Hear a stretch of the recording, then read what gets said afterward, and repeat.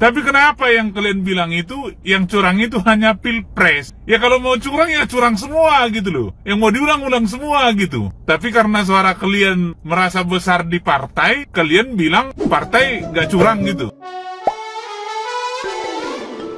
Hola netizen yang tercinta. Relawan paslon nomor urut 1 Anies Muhaimin atau Amin dan paslon nomor urut 3 Ganjar Mahfud mendeklarasikan secara bersama melawan kecurangan yang diklaim terjadi dalam Pilpres 2024. Salah satu relawan Amin, Winston Herlanjaya, menilai kecurangan dalam Pilpres 2024 dilakukan secara bersama-sama dan melibatkan pemerintah. Ia menegaskan kubu Amin dan Ganjar Mahfud menolak kecurangan tersebut. Kendati demikian, Winston menyebut gerakan bersama ini dilakukan tanpa koordinasi dengan pasangan capres-cawapres dukungan mereka. Ia menyebut gerakan ini adalah upaya demokratis antara dua kubu yang dilakukan secara mandiri untuk melawan kecurangan. Sementara itu, salah satu relawan Ganjar Mahfud, Marlin, mengungkapkan gerakan ini juga mendorong DPR menggunakan hak angket untuk mengusut kecurangan Pilpres 2024. Pihaknya juga menyoroti tindakan Presiden Jokowi yang dianggap tidak netral dalam Pilpres 2024.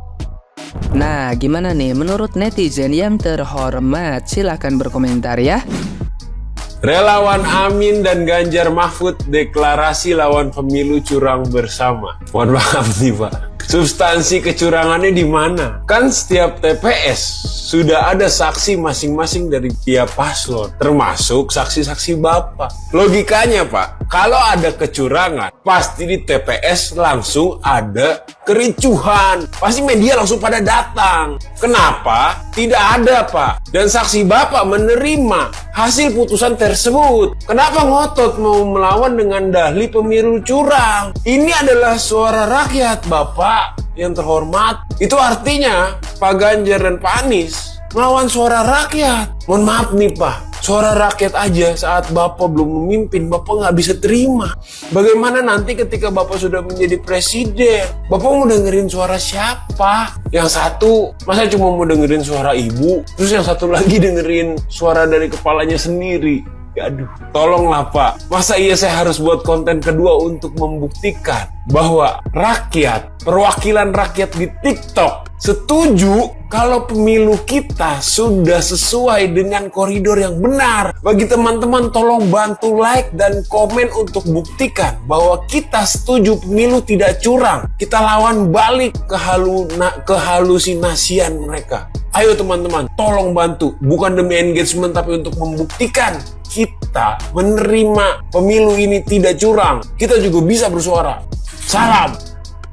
Untuk anda-anda yang teriak pemilu curang, saya justru heran. Kok curangnya bisa sebahagian? Dengarin ya, pada saat Pilpres kemarin itu, yang sama-sama dilakukan itu, pemilihan presiden, pemilihan DPD, pemilihan DPR RI, pemilihan DPRD provinsi, dan pemilihan kabupaten kota. Petugasnya sama, KPPS-nya, KPU-nya, Bawaslu-nya, saksinya, sama semua di situ. Tapi kenapa yang kalian bilang itu, yang curang itu hanya pilpres? Ya kalau mau curang ya curang semua gitu loh. Yang mau diulang-ulang semua gitu. Tapi karena suara kalian merasa besar di partai, kalian bilang partai gak curang gitu. Pemilihan anggota DPR udah benar gitu. Pemilihan presiden curang gitu. Emang enak di kau aja lah. Ya kalau memang mau curang, ya curang semua. Ulang-ulang semua. Ini karena suara partaimu kau anggap besar, kau bilang pemilihan presiden yang curang. Pemilihan DPR RI dan DPR yang lain tidak curang. Dasar memang kau pecundang. Karena kalah kau nggak terima kalah. Sekali lagi kau nggak usah ikut main. Kalau kelasmu kelas capres danga-danga, jangan ikut capres. Di rumah aja gitu loh. Nikmati apa yang ada. Ini ikut kau nyapres. Udah kalah kau bilang curang. 1000 kali pun diulang pilpres ini bakal tetap kau kalah. Jadi kalau kau mau ulang aja kau sendiri. Kau bikin KPU sendiri, kau bikin Bawaslu sendiri, kau bikin KPPS sendiri, buat aja sendiri. Dan saya yakin kau akan tetap kalah karena nggak ada yang milih kau. Jadi sekali lagi nggak usah teriak curang lah ya kan. Memang kau aja nggak siap kalah. Bila penting bawa kau dan kelompok-kelompokmu ini keluar dari Indonesia ini. Kalau nggak enak rasamu hidup di Indonesia. kami mayoritas masyarakat Indonesia senang-senang aja, nyaman-nyaman aja hidup di Indonesia. Jadi kalau kau udah merasa nggak nyaman, pindah kau ke Yaman ke Timur Tengah ke kemana-mana ke gitu. Oke ya. Aneh ya, padahal pas kampanye kalian suruh masyarakat gunakan hak suaranya, suruh datang ke TPS untuk memilih pemimpin untuk bangsa ini. Terus rakyat sudah menuruti, rakyat sudah datang ke TPS mencoblos, tapi kalian tidak mau mengakui bahwa itu suara rakyat. Katanya itu suara curang, bukan suara rakyat. Terus yang datang ke TPS siapa dong kalau bukan rakyat? Hujan, dan di sana lagi hujan air mata yang tak terima kalah, histeris menjerit, tapi itu tidak merubah kenyataan ya guys. Manusia boleh berencana, tapi Tuhan yang menentukan, bukan Imam Mahdi. aduh, no comment, itu sih derita loh, itu derita mereka ya guys ya. Kita mah bagian pendukung 02 duduk tenang, scroll TikTok ya, masih duduk manis. Aduh, yang begini nih, ini hanya mengotori kedamaian negeri Indonesia tercinta ini, sampah. Guys, katanya ada indikasi kecurangan di Papua, which yang gua dapat adalah Papua adalah area yang paling dijaga sama Bapak Joko Widodo dan paling dihina sama pasangan cawapres 03 karena katanya penduduknya cuma 1,8 juta. Jadi kalau nggak dipilih pun nggak apa-apa, yang pasti nggak bakalan ngefek dan mereka pun akan tetap menang. Terus sekarang saat Bapak Prabowo dan Mas Gibran suaranya banyak di Papua, kenapa baru sekarang bilang ada indikasi kecurangan? Kenapa kalian nggak sadar kalau misalnya ternyata di sana adalah memang mayoritas pendukung Bapak Jokowi, dan apa yang mau dilanjutkan oleh salah satu paslon yaitu Bapak Prabowo dan Mas Gibran adalah legacy dari Pak Jokowi. Jadi nggak mungkin dong anak-anak Papua atau pendukung dari Papua akan mendukung paslon yang nggak mendukung Papua. Pendukung 02 itu bodoh, mau aja mereka terus dibodoh-bodohi. 02 menang itu cuma karena kecurangan, karena yang seharusnya menang itu 01. Tapi gak apa-apa, kita sebagai pendukung 01 yang penting sudah berada di jalan yang benar.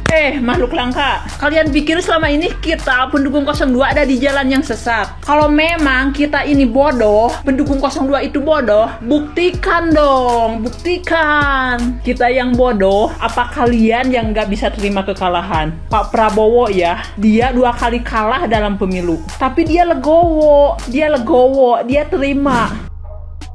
Sebuah fakta, demokrasi kita kini terluka parah, dilukai oleh politik transaksional yang merenggut esensi kebijaksanaan rakyat dalam memilih pemimpinnya di panggung demokrasi. Saat pemilu, bukan lagi visi, misi, atau integritas yang menjadi panduan, melainkan sebuah pertukaran material yang membelenggu hati nurani. Rakyat dalam gemerlap duit melupakan tanggung jawabnya untuk memilih yang terbaik bagi masa depan bersama. Mereka terjebak dalam pesona uang dan lupa bahwa setiap suara mereka adalah sebuah amanah untuk keadilan dan kemajuan.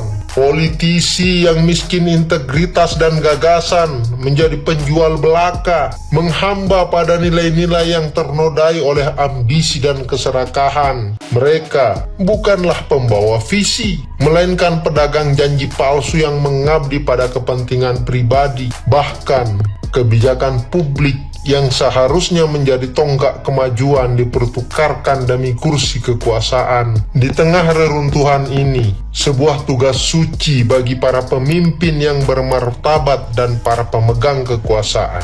Presiden, wakil presiden, dan pemimpin partai politik, mereka harus menjalankan peran penyelamat, membangun kembali fondasi demokrasi yang hancur oleh kebiadaban politik transaksional. Penegakan hukum harus tegas, tanpa pandang bulu, menegaskan bahwa kejahatan politik tak akan ditoleransi. Lebih jauh lagi, para pemimpin politik harus berani membuat komitmen, bahwa pada pemilu mendatang tak akan ada lagi bayaran suara yang mengotori proses demokrasi. Mereka harus sepakat bahwa pelaku politik transaksional akan dihukum dan dikecam secara tegas. Hanya dengan demikian, pemilu akan kembali menjadi panggung cita-cita, bukan arena tawar-menawar murahan. Jika mereka gagal melakukan langkah-langkah ini, maka pemilu-pemilu berikutnya akan terus menjadi ritual kotor yang hanya menghasilkan pemimpin yang tercemar dan wakil rakyat yang kurang bermartabat. Maka mari bersama-sama bahu-membahu menjaga kemurnian demokrasi kita agar cahaya keadilan dan kebenaran tetap menyinari peradaban kita yang tercabik-cabik oleh arus keserakahan. Thank you.